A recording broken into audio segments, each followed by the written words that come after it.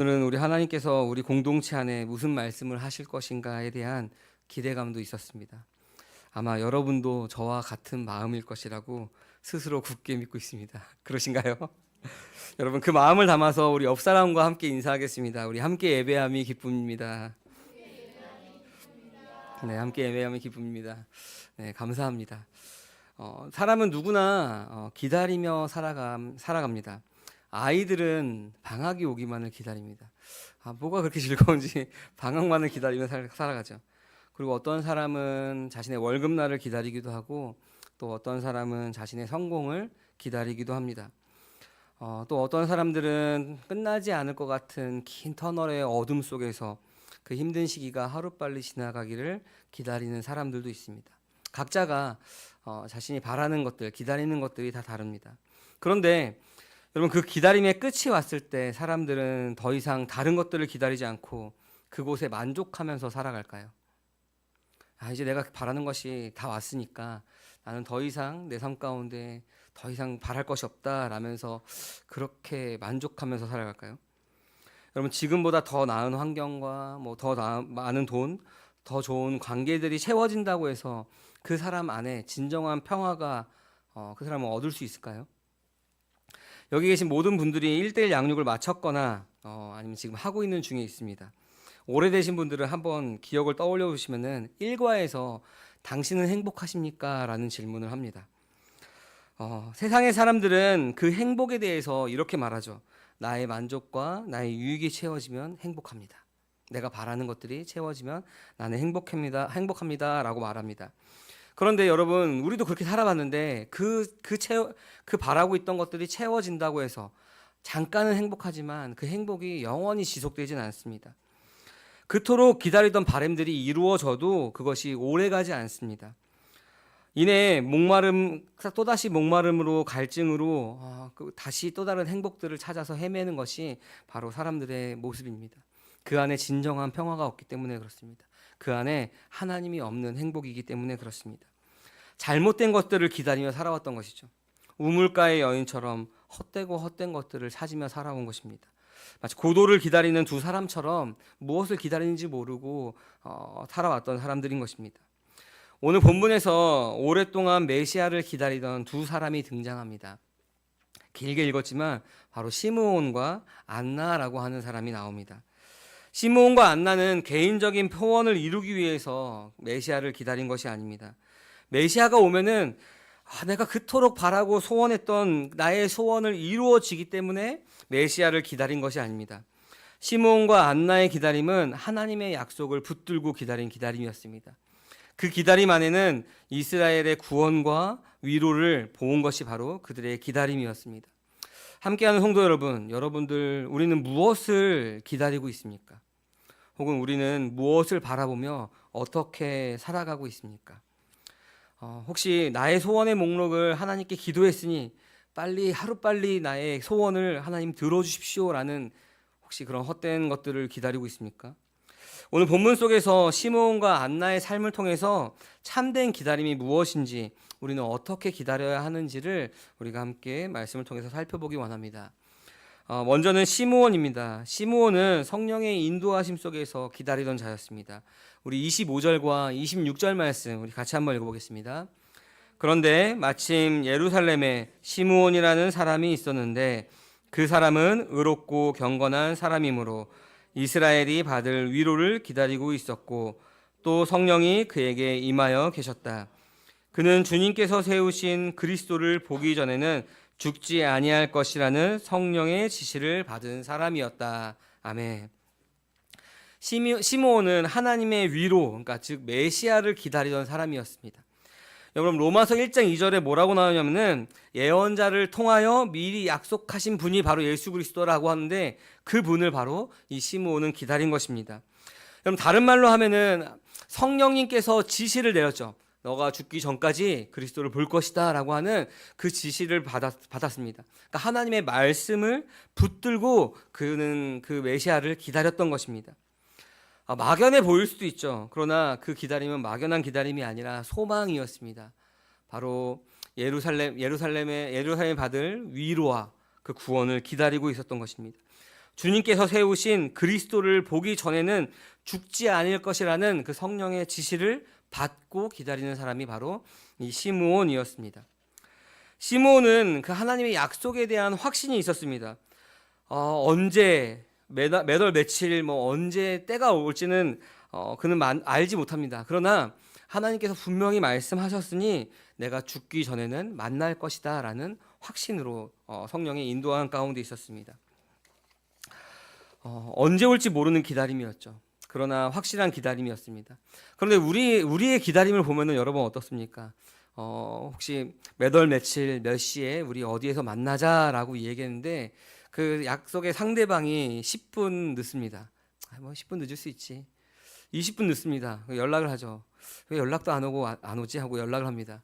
근데 답도 없고 연락도 안 받고 30분, 40분 늦습니다. 어떠죠, 여러분 마음이? 이게 지금 장난하나? 약속을 뭘로 알고? 우리는 그렇죠. 그렇게 잠깐의 기다림도 기다리기 참 힘든 것이 사람입니다.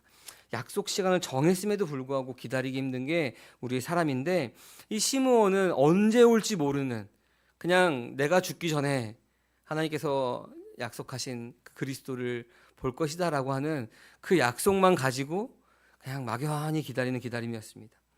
여러분, 이 시므온의 기다림이 어떻게 가능했을까요? 어떻게 그는 그 기다림 가운데 좌로나 우로나 치우치지 않고 무너지지 않고 끝까지 그 자리에서 기다릴 수 있었을까요? 어떻게 그것이 가능했죠? 그 이유는 바로 성령님의 인도하심 가운데 있었기 때문에 그렇습니다. 27절에 보니까 이렇게 시작합니다. 그가 성령의 인도로 성전에 들어갔을 때라고 이야기합니다. 성령의 인도로 성전에 들어갔을 때, 그때 예수님을 만나죠. 근데 여러분, 성령의 인도로 성전에 들어가라라고 하는 그 인도하심을 받을 때, 우리가 평상시에 성령님의 지시를 받지 않은 사람이라면, 그러니까 성령님의 음성에 귀 기울이지 않는 사람이라면은 그냥 성전에 들어가라라고 이야기할 때 들어갈 수 있을까요? 들어갈 수 없는 것입니다. 우리가 예민해 있지 않으면은, 그 음성에 예민해 있지 않으면은 그 쉽게 그냥 성령님 이리 와라 할 때 네 하고 순종하기가 쉽지 않습니다. 이 시므온의 삶은 이 구절로만 봐도 성령님의 인도하신 가운데 그의 삶이 하루하루 지나갔음을 우리가 알 수 있는 것입니다. 성령의 인도하신 가운데 성전에 들어가라라고 말씀하실 때 바로 그때 거기서 예수님을 만난 것입니다. 평소에도 그가 어떻게 하나님 앞에서 살아가는 자였는지를, 어떻게 성령의 인도하심을 경험하고 신뢰한 자였는지를 우리는 이 구절을 보고 알 수 있는 것입니다. 막연한 기다림 같지만 그 말씀을 신뢰함으로 기다렸던 기다림이 바로 이 시므온의 기다림이었습니다. 그런 기다림이 끝났을 때 예수님을 만나자 어떻게 하죠? 자기 팔로 안고 하나님을 찬양하면서 이제 29절 이후에 이렇게 고백합니다. 이제 종을 세상에서 편하게 떠나게 해주십니다. 내 눈이 주님의 구원을 보았습니다. 이는 이방 사람에게는 계시하는 빛이요 이스라엘에게는 영광입니다 라고 하나님을 찬양하고 있습니다.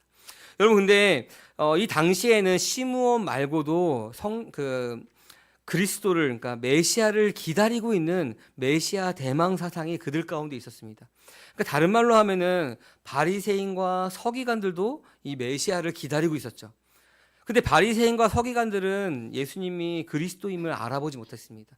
근데 이 시므온이라고 하는 사람은 아직 예수님이 악이었을 때 성령님의 인도를 받았기 때문에 이 지금 악인 예수님을 보고 메시아이심을, 그리스도이심을 알고 지금 이 시므온은 찬양하고 있는 것입니다. 여러분, 시므온의 기다림은 환경에 따라서 흔들리는 기다림이 아니었습니다. 바로 시므온의 기다림은 하나님의 말씀에 기초한 기다림이었습니다. 그러니까 기약 없는 기다림처럼 보일지라도 그 기다림은 기쁨의 기다림이었습니다. 소망의 기다림이었죠. 언젠가 하나님께서 꼭 나에게 보여주실 것이다, 만나게 해주실 것이다 라고 하는 그 확신에 찬 기다림이 바로 이 시므온의 기다림이었습니다. 왜 그렇죠? 하나님의 약속이 있었기 때문에, 하나님께서 말씀하셨기 때문에 그렇습니다. 그 말씀을 붙들고 그 약속을 붙들고 기다렸기 때문에 그렇습니다. 함께하는 교회 성도 여러분, 여러분들은 무엇을 기다리며 그 기다림은 어디에 기초하고 계십니까? 그냥 단순히 말씀 한 구절, 그냥 좋아 보이는 말씀 한 구절을 턱 따와가지고 그걸 붙들고 기도하며 기다리고 있지 않습니까? 여러분, 우리가 그래서 매일 말씀을 통해서 내 자신의 속을 들여다 보아야 합니다. 점검해야 합니다. 여러분, 점검하지 않으면은 어느샌가 나도 모르게 세상과 타협하고 살아갑니다. 여러분, 구약에 보면은 하나님께서 이스라엘 백성에게 가나안 땅을 점령할 때 무엇을 명령하시죠? 다 진멸해버려라 라고 말씀하십니다. 다 없애버려라, 다 죽여버려라 라고 말씀하십니다. 그렇게 명령하신 이유가 여러분 무엇인지 우리 잘 알고 있죠. 하나라도 남겨놓으면은 그 우상신, 이방신이 그들 가운데 하나님을 버리고 그것을 따라갈까 하나님이 염려하심으로 다 진멸하여 버려라 라고 말씀하시는 것입니다. 죄의 모습을 하나라도 남겨둔다면은 그것에 물들어 가는 것입니다. 예수님께서 복음서에서 바리새인과 사두개인들의 누룩을 주의하라라고 경고하시죠. 왜 그러시죠? 그들은 겉으로는 경건한 척하였습니다. 누구보다 경건해 보였죠. 그러나 그 속으로는 교만과 위선으로 가득 찬 것이 바로 이 바리새인과 사두개인들이었습니다. 예수님은 그들의 잘못된 가르침이 그들 가운데 영향을 주어서 점점 그들이 부패되게 한 것을 경고하신 것입니다. 여러분, 죄도 마찬가지입니다. 아주 작은 누룩처럼 시작되지만 결국 자신을 죄의 구렁텅이로 몰아넣을 것입니다. 그리고 공동체를 분열시켜 버릴 것입니다. 그래서 말씀 앞에 항상 자신을 점검하고 또 점검해야 하는 것입니다. 그래서 바울이 뭐라고 이야기하죠? 선줄로 생각하거들 넘어질까 조심하라라고 고린도전서에서 이야기하는 것입니다. 혹시나 여러분, 우리 가운데 나는 세상의 가치관 가운데 흔들리지 않고 하나님만을 내가 붙들고 살아갈 거야 라고 우리가 자만하고 있다면은 어느샌가 자신도 모르게 나의 자만으로 인해서 세상의 가치관에 점점점 스며들고 있을지도 모르는 것입니다. 여러분, 이 얘기를 왜 드리냐면은 이 시므온의 모습을 보면서 우리의 기다림이 무엇인지, 우리의 삶이 어떻게 살아가는지를 우리가 점검해야 하는 것입니다. 우리가 어디에 기초하고 있는지, 무엇에 우리의 기다림을 기초하고 있는지를 우리가 이야기하고 있는 것입니다. 시므온은 하나님의 약속에 기초하고 있었습니다. 죽기 전에 메시아를 볼 것이다 라고 하는 그 성령의 지식 가운데 그 말씀에 기초하고 있는 기다림이었기 때문에 그는 신실하게 기다릴 수 있었던 것입니다. 우리 두 번째는 안나의 기다림입니다. 안나는 고난 속에서도 포기하지 않는 기다림이었습니다. 말씀해 보니까 이 안나는 뭐라고 했죠? 성전에서 금식하고 기도하며 메시아를 기다린 사람이었습니다. 이 안나는 한나라고 하는 구약의 이름을 헬라식으로 표현한 게 안나입니다. 그렇게 보면은 우리가 성전에서 기도했던 구약의 또 한 인물이 생각이 나죠. 누구신지 아닙니까? 사무엘을 얻은 한나의 기도가 생각이 나기도 합니다. 우리 누가복음 2장 36절과 37절 말씀 우리 같이 한번 읽어볼까요?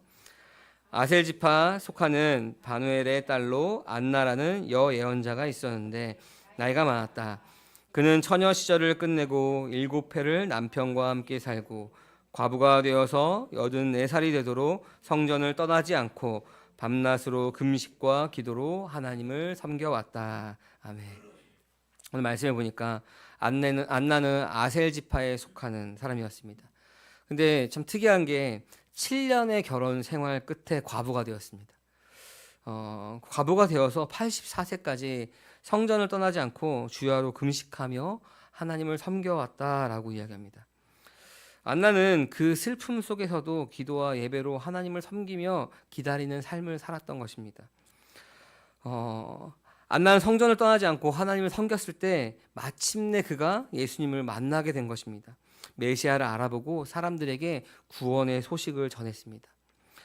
여러분, 로마 시대 때, 이때는 지금 로마가 로마 시대인데 로마 시대 때 보통 여성이 결혼하는 나이가 몇 살이냐면은 12살에서 14살이 결혼 적정기라고 이야기합니다. 남자는 한 18살 정도, 14살에서 18살 정도. 근데 우리가 많이 양보해서 20살 전후로 결혼을 했다고 쳐도 7년 동안 결혼 생활을 했으면은 28, 27이 되기 전에 과부가 된 것이죠. 27대부터 84세까지 지금 과부로서 그는 하나님을 떠나지 않고 하나님을 섬겨왔던, 여러분, 이 당시에 과부로서의 삶이 얼마나 어려운 삶이었냐면은 하나님께서 그래서 과부와 고아를 돌봐라. 왜냐하면 사회적인 가장 약자이기 때문에 그랬던 것입니다. 근데 그는 그러한 삶에도 불구하고 오랜 기간 동안 변함없이 그 예배의 자리를 지켜왔습니다. 하나님을 섬기는 그 자리를 지켜왔습니다. 밤낮으로 성전을 떠나지 않고 금식과 기도로 하나님을 섬겨왔던 사람이 바로 이 안나라고 하는 사람이었습니다. 함께하는 교회 성도 여러분, 우리의 기다림 속에서 여러분들은 무엇을 하고 있습니까? 오늘 안나의 모습을 보면서 여러분 어떤 마음이 드시나요? 다시 질문드리면은 우리의 기다림은 어떤 모습인가요? 혹은 우리의 예배의 모습은 어떤지 우리는 이 안나의 모습을 보면서 점검하게 됩니다. 요즘에 많은 사람들이 지루함을 견디지 못합니다. 더디 응답되는 것을 견디지 못하죠. 하나님께서 잠깐만 침묵하시면은 왜 내 기도에 하나님께서 응답하시지 않을까라는 그러한 속상함과 혹은 화남, 그런 것들이 우리 안에 있습니다. 불평 가운데 있습니다. 오늘 안나뿐만 아니라 우리가 금요일 날 시편 22편을 같이 말씀을 나누면서 다윗의 모습에서 동일하게 발견할 수 있는 것이 있습니다. 그것이 무엇이냐면은 자신의 현실의 상황에 타협하지 않았다는 것입니다. 여러 가지 그럴듯한 핑계를 댈 수 있는 상황이지만 그들은 하나님을 떠나지 않았습니다. 예배의 자리 가운데 있었습니다. 다윗은 사자의 입과 같은 원수들의 공격에도 하나님을 나의 하나님이라고 고백했습니다. 나의 하나님 어찌하여 나를 떠나셨나이까 라고 하는 그러한 그 고통 가운데 있음에도 불구하고 다윗은 나의 하나님이라고 고백하였습니다. 불만이 아니었습니다. 그리 아니하실지라도 나의 하나님이었고 기도의 자리, 그 예배의 자리에 있었습니다. 그런데 여러분, 우리의 모습은 어떤가요? 더디 응답하는 상황 가운데 혹시 우리는 불평하면서 살아가고 있지 않습니까? 그러면 내가 지금 무엇을 바라보고 무엇을 기다리고 있는지를 점검해야 하는 것입니다. 어쩌면 하나님의 말씀이 아니라, 하나님의 뜻이 아니라, 하나님의 나라가 아니라 어쩌면 나의 뜻과 나의 나라와 나의 의와 나의 만족이 이루어지기만을 여러분 기다리고 있던 것이 아닌가 우리는 생각해야 됩니다. 여러분 주님 한 분만으로 만족합니까? 라고 질문할 때 우리의 대답은 네, 그렇습니다 라고 대답할 것입니다. 그리고 또 우리에게 참된 행복을 주시는 그분을 여러분 기대하고 있습니까? 라고 한다면은 우리는 당연히 그렇다라고 대답할 것입니다.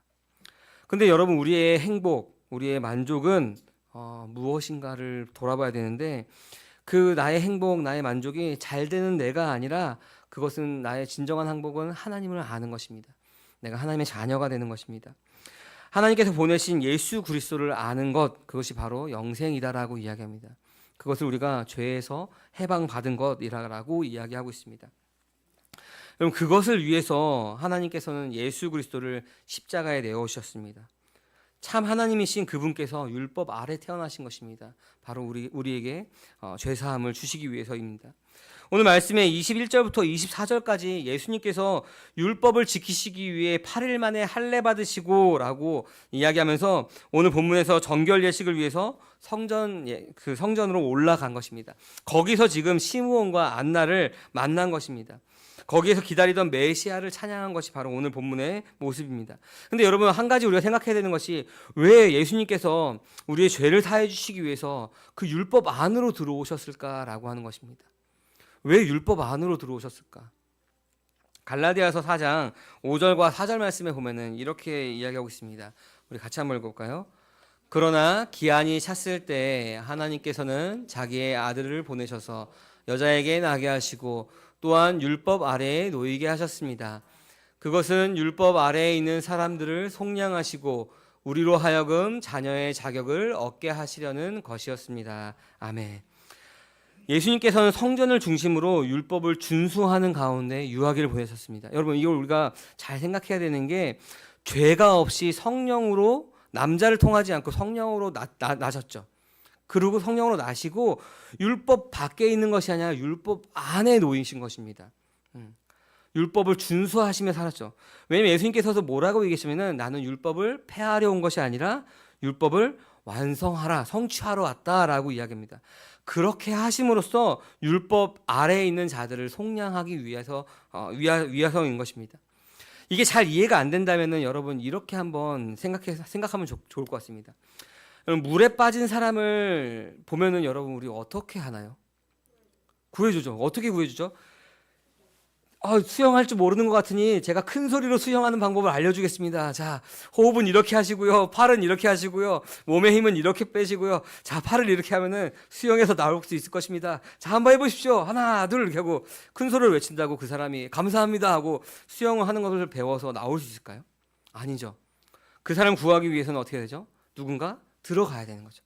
물에 들어가서 그 사람을 데리고 나와야 되는 것입니다. 밖에서 아무리 수영하는 방법을 알려준다 한들 헤엄쳐서 나올 수가 없는 것입니다. 그 물에 빠져 있기 때문에 그렇습니다. 들어가서 누군가 들어가서 그 물에 빠진 사람을 그 물에 들어가서 구해줘야 되는 것입니다. 여러분, 이것을 무엇을 이야기하는 것이냐면은 아담 이후에 태어난 모든 사람들은 다 죄 가운데 태어났습니다. 그것을 인정하던 인정하지 않던 모든 사람이 죄인으로 태어나는 것입니다.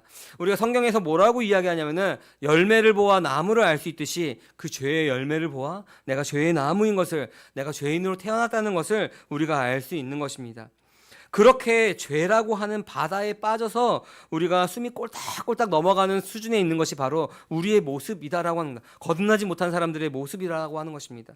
그런데 그 사람들 보고 자, 수영하는 방법이, 거듭나는 방법이 이것이니 자, 빨리 나오세요 라고 알려준다고 하는들 나올 수가 없는 것입니다. 왜냐하면 모두가 다 그 물에 빠져서 꼴딱꼴딱 넘어가고 있는 사람이기 때문에 그렇습니다. 그러면 물에서 태어나지 않는 다른 사람이 필요한 것이죠. 물에 들어갈 사람이 필요한 것입니다. 바로 죄 가운데 태어나지 않은 예수 그리스도, 성령으로 잉태하신 예수 그리스도가 필요한 것입니다. 여러분, 그분께서 우리를 구원하시기 위해서 율법 아래에 놓이시게 된 것입니다. 물에 들어온 것입니다. 육신을 입고 이 땅 가운데 오신 거죠. 율법대로 정결규례를 마치고 하나님께 바쳐진 바 되었습니다. 율법 아래 나신 이유는 율법 아래에 있는 우리들을 구원하기 위해서인 것입니다. 아들의 생명을, 그 약속된 그 아들의 생명을 주기 위한 것입니다. 그를 믿는 자마다 율법 아래에 있는 것이 아니라 이제는 그 율법 아래에 있는 것이 아니라 하나님의 아들들이 되는 것입니다. 사랑하는 함께하는 교회 성도 여러분, 우리가 거듭나기 이전에 우리의 기다림은 세상에서 주는 행복이 오기만을 기다리는 아마 기다림이었을 것입니다. 내가 원하는 소원, 내가 바라는 그런 소망들이 이루어지기를 원하는 기다림이었을 것입니다. 그런데 우리 가운데 그 말씀이 들려질 때 우리의 기다림은 이제 무엇으로 변하냐면은 내가 해결할 수 없는 물 가운데 빠져있는 죄 가운데 빠져있는 내가 어떻게 구원하여 나올 것인가, 누가 나를 구원해 주실까라고 하는 그 유일하신 분이신 바로 예수 그리스도를 기다리는 기다림일 것입니다. 예수 그리스도는 하나님의 진노를 받아 죽어야 하는 나를 대신하여 십자가에서 그 저주를 담당하신 것입니다. 우리가 그래서 우리의 옛사람이 그와 함께 십자가에 죽었습니다 라고 우리가 고백할 때, 그것을 믿을 때 이제는 새 생명을 가지고 새 사람으로 살아가는 자가 된 것입니다. 그 물에서 나온 자가 된 것이죠. 그러면 여러분, 우리의 기다림은 이제 어디로 향해야 될지를 우리가 생각을 해야 하는 것입니다. 많은 사람들이 물에서 나온 것으로, 죄사함을 받은 것으로 나의 신앙생활은 끝났다라고 생각하는 경우가 많이 있습니다. 여러분, 하지만 그렇지 않습니다. 그것으로 끝났다면 우리가 거듭난 이후로 바로 하나님께 올라가면 되는 것인데, 그렇지 않고 우리가 이미 임하였지만 아직 임하지 않은 이 하나님 나라를 살아가는 것이죠. 예수 그리스도를 믿는 자마다 다 하나님께로부터 난 자라라고 요한 1서에서 이야기하고 있습니다. 무엇을 이야기하면은 영생을 얻은 자입니다. 아들의 생명을 얻은 자입니다. 그 생명을 가지고 살아가는 자입니다. 여러분, 이제 우리가 이미 임하였지만 아직 임하지 않은 그 하나님 나라를 이 육신을 입고 살아가면서 다시 오실, 재림하실 주님을 기다리는 삶으로 살아가는 것입니다. 그 삶은 여러분, 우리가 이 땅 가운데 하나님의 뜻을 이 땅 가운데 우리의 삶을 통하여서 드러내고 그 빛을 드러내며 그 사랑을 드러내는 삶으로서 살아가는 것입니다. 이미 임하였지만 아직 임하지 않은 하나님의 나라를 살아가며 다시 오실 주님을 온전히 기다리는 삶으로서 살아가는 것입니다. 우리의 삶은 율법으로 의롭게 되려고 하는 자가 아니라 하나님의 아들의 특권을 누리는 자로서의 삶을 살아가는 것입니다. 영생을 누리며 살아가는 것이죠. 그 삶은 매일의 말씀을 통하여서 삼위 하나님의 교제 안에 우리가 참여하는 것입니다. 그것이 바로 영생의 삶을 맛보는 것입니다. 예수님께서 율법을 완성하러 오셨다라고 하셨듯이 바로 하나님의 아들로서 율법을 이루는 자가 우리가 되는 것입니다. 율법이 더 이상 우리 가운데 짐으로서가 아니라 하나님의 아들로서, 자녀로서 살아가는 방법이 되는 것입니다. 그러나 그러한 삶 가운데 우리는 시므온과 안나의 모습을 통하여서 어떻게 살아야 할지를 배울 수가 있는 것입니다. 시므온처럼 나의 소망이 아니라 하나님의 약속을 바라보는 기다림으로 살기를 원합니다. 안나처럼 여러 가지 핑계 가운데 살아가는 것이 아니라 하나님을 온전히 예배하는 예배자로서 살기 원합니다. 현실이 힘들어도 예배를 포기하지 마시기 바랍니다. 우리의 기다림은 결코 헛된 기다림이 아닙니다. 하나님은 신실하신 분이기 때문에 그렇습니다. 시므온과 안나는 그 신실하신 주님을 믿었고 결국 기다림 끝에 결실을 보았습니다. 사랑하는 함께하는 교회 성도 여러분, 우리는 막연한 기대로 기다리는 것이 아닙니다.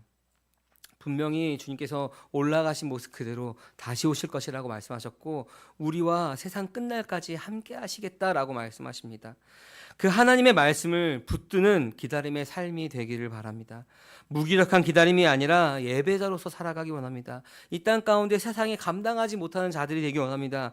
그렇게 주님 오시는 그날까지, 그날이 언제 어느 때 올지는 아무도 모르나 나의 삶 가운데 오실 수도 있고 내 삶이 끝난 이후에 오실 수도 있지만 사랑하는 성도 여러분, 그렇게 주님이 오시기를 우리가 기다리며 살아가길 원합니다.